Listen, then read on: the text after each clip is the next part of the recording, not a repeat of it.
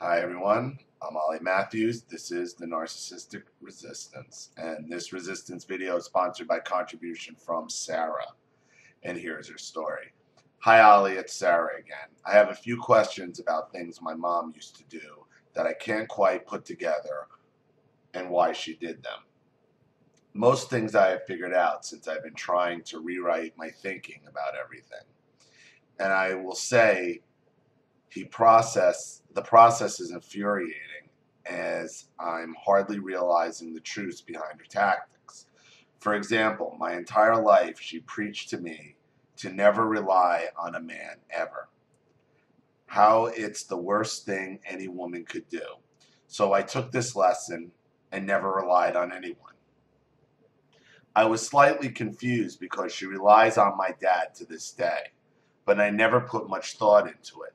Even now, it's irrelevant because relying on a man wasn't the issue. His issue, the issue was she didn't want to lose control over me if I ever did start relying on anyone else. Throughout my whole life, I thought it was blasphemy to rely on a man for even the slightest thing. I'm happy to say I've overcome that dramatically. My husband and I both rely on each other, but it took a little bit for me to lower my guard enough to trust him. But once I did, I became furious with my mom for putting it in my head that it was wrong. Now, a few things I'm having trouble figuring out is my parents both used to talk to me about sex quite a bit as a child, telling me how awful sex was and I should wait for marriage and only have my future husband as my only sexual partner. They would tell me to do it. They would tell me what to do if I ever found myself in a situation where a man was trying to take advantage of me. Seems to me like that is something every parent should speak to their kids about, except now I am a parent myself and I have a hard time speaking to my eldest two about sex because it makes me extremely uncomfortable, as it did when my parents spoke to me about it as a child. I feel like my parents had these conversations with me beyond the normal amount. If I had to guess, I would say at least once a month and by both of them, but at separate times. Why? I can't seem to find the hidden agenda behind that one. Now, I was raped when I was 16 by a boy I had a crush on. He was 20 and I met him at my fast food restaurant job. I never told my parents or anyone other than my husband about it, but I remember feeling beyond worthless afterwards because I was ruined, as my parents always told me I would be. Soon after, I started having sex all the time and with anyone who gave me the slightest bit of attention, completely opposite of everything my parents told me to do. Before turning 17, I had already had many sexual partners, all in less than 1 year. It's amazing that I had never gotten a single STD. I was self-destructive and I had negative love for myself. I hated myself. I went into a downward spiral in self-hatred and self-pity. Another thing my mom used to say was that having a son was much better than having a daughter. And if the day ever came that I had a son of my own, I would understand why they were so much better. Was that simply just to put me down for something I could never possibly change about myself? Or was it or was there maybe a deeper message behind it? I'm not sure. It's a little bit of both. You know, mothers always feel that their sons will love them forever. And it is a way to attack you for something you'll never, ever be able to change about yourself. It's something Virginia did to my mother and her daughters, that she can never have a son. You know, there was a lot of carryover hostility, I think, at my mother after she had me, you know, first try, had a boy. So it was something that made my grandmother feel less of a woman. There's all types of competition and different reasons why they do things like this. And I'll say this about, you know, the sex talk and all that.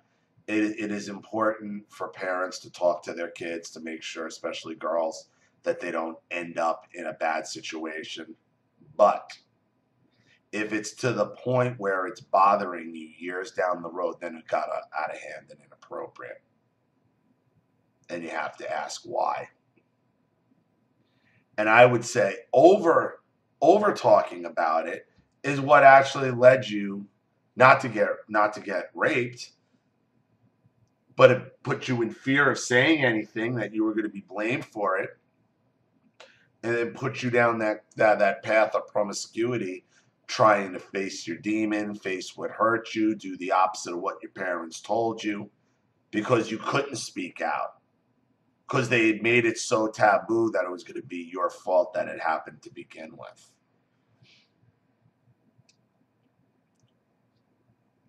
Also, my mom so badly wanted me to play softball. I hated the sport. It was boring to me. I had to hear throughout my childhood about how she always wanted a little girl of her own to play softball with. But since I hated softball and sucked at it, her dreams were ruined, and her having a daughter was mostly pointless. My cousin, who loved softball and was quite good at it, being on an elite team and traveling all around for games, was worshipped by my mother. One day my mom says to her that she wished she was her daughter instead, since she liked softball so much and neither of her daughters cared for it. She said life just wasn't fair, that her sister, my aunt, had given birth to her dream child.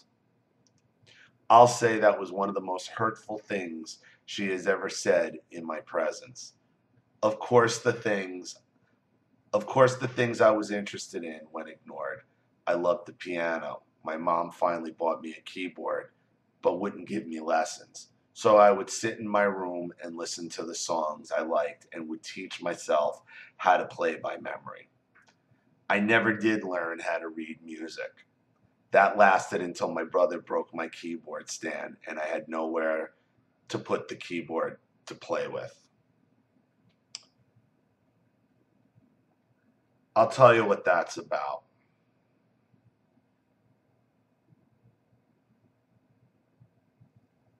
And this might get a little a little deep. Well, not really. I mean, what that is that is classic. It's classic projection.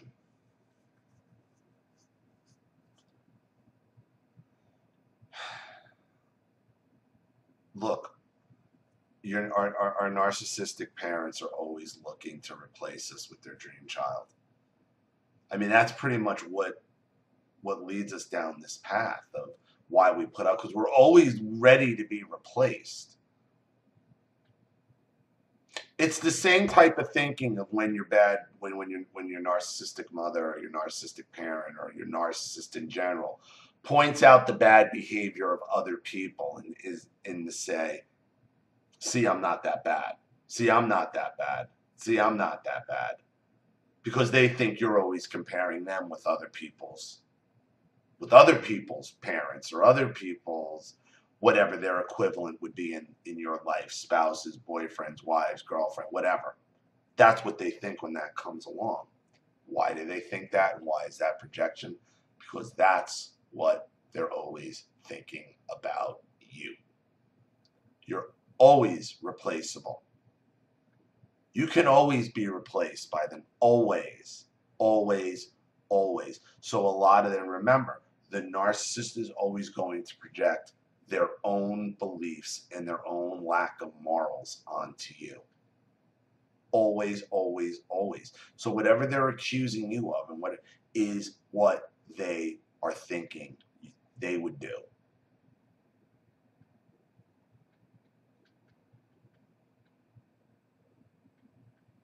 That's nothing more. That's nothing more than them showing you how replaceable you are.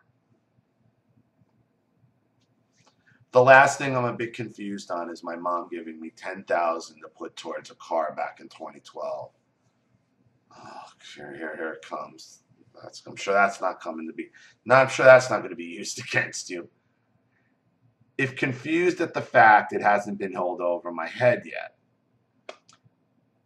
It was thrown in my face once very recently, but other than that, she hasn't brought it up. But she's just already thrown it in your face. I'm waiting for it to happen, though. Is it possible that sometimes the narc will do something like that and forget to use it against you?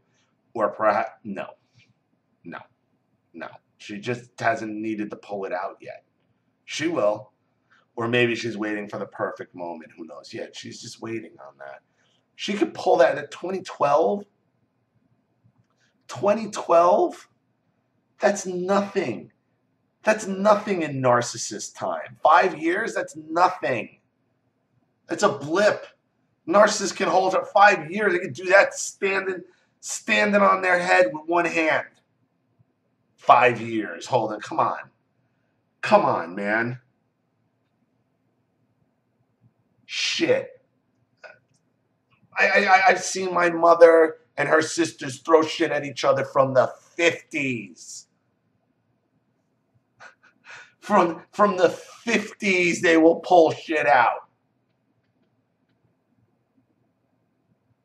5 years, there's no statute of limitations on shit being thrown in your face. There's no statute of limitations on that. Are you crazy? That's murder one. That's murder one. The statute of limitation never runs out on murder. Never, never, never, never, never. Please. Man, forget. Forget. No. No. 10 grand for a car, that's sitting in the narcissist nuclear silo.